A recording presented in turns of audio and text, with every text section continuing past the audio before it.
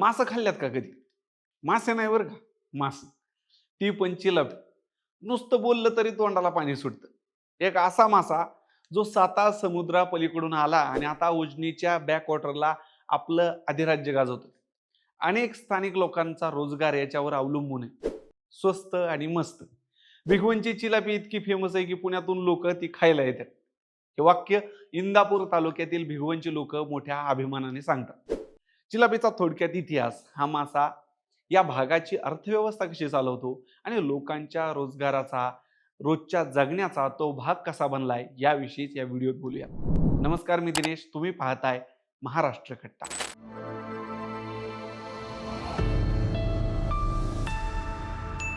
पुण्यात समुद्र नाही, पण भिगवणची चिलापी पुण्यात सहज उपलब्ध होते.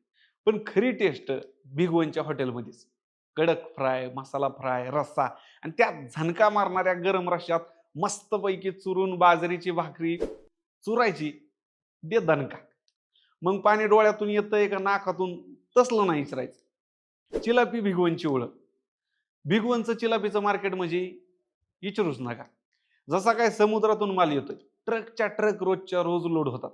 साधारणपणे 100 रुपये किलोने मिळणारी चिलापी मार्केटमध्ये व्यापाऱ्यांना 40 रुपये किलोनेच मिळते. त्यामुळे टेस्ट वेगळा भाग. पण कुठल्याही हॉटेलसाठी, त्या व्यवसायासाठी लागणारा हा कच्चा माल इतक्या कमी रेटमध्ये स्थानिक हॉटेल मालकांना मिळतो की मग बाकीच्या सुविधा देणं सोयीचं होतं. या संपूर्ण पंचक्रोशीतच नाही तर संपूर्ण उजनी बॅकवॉटरला प्रत्येक गावागावात अनेक कुटुंबांचा उदरनिर्वाह याच चिलापीवर अवलंबून आहे. गावात साधारण 100 किलो रुपये दराने ही सकाळी सकाळी विकली जाते, जी व्यापाऱ्यांना एक हाती कमीत कमी 30 रुपये किलोनी दिली जाते.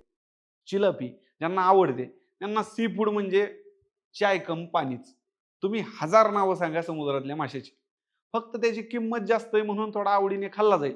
पण चिलापी चालतो टेस्टसाठीच आणि योग्य दरातल्या किमतीसाठी सुद्धा. थोड्या दिवसात जास्त काटे असणारा हा मासा कसा खायचा याचे पुण्यात क्लासेस सुद्धा सुरू होऊ शकतात. विनोदाचा भाग सोडा, पण ज्यांना खरी चिलापी खायची माहिती आहे ना, त्यांना जास्त काटेवाला मीडियम साईजचा चिलापीच खरा टेस्टेड आहे हे पण माहीत असतं. हा मासा स्वातंत्र्यानंतर आफ्रिकेतून भारतात आणला गेला. कुठल्याही मत्स्यपालन केंद्रावर हा पाळलेला तुम्हाला दिसणार नाही, कारण परवडतच नाही. ह्याच्या इतका नैसर्गिकरित्या कुठल्याही परिस्थितीत म्हणजे कितीही खराब पाण्यात वाढण्याची ताकद दुसऱ्या कोणत्या माशात नाही. गाळात म्हणा, नद्यांमध्ये सोडलेल्या केमिकलच्या प्रभावात म्हणा, म्हणजे आज उजनीच्या बॅकवॉटरला चिलापी सोडून दुसरा मासा शिल्लक राहिलेला नाही.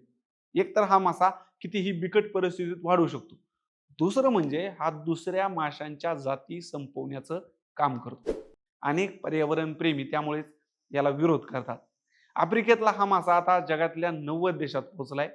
काही देशांनी तर त्याच्यावर बंदी सुद्धा घातली, कारण स्थानिक देशी जाती यामुळे नष्ट होताना दिसतात.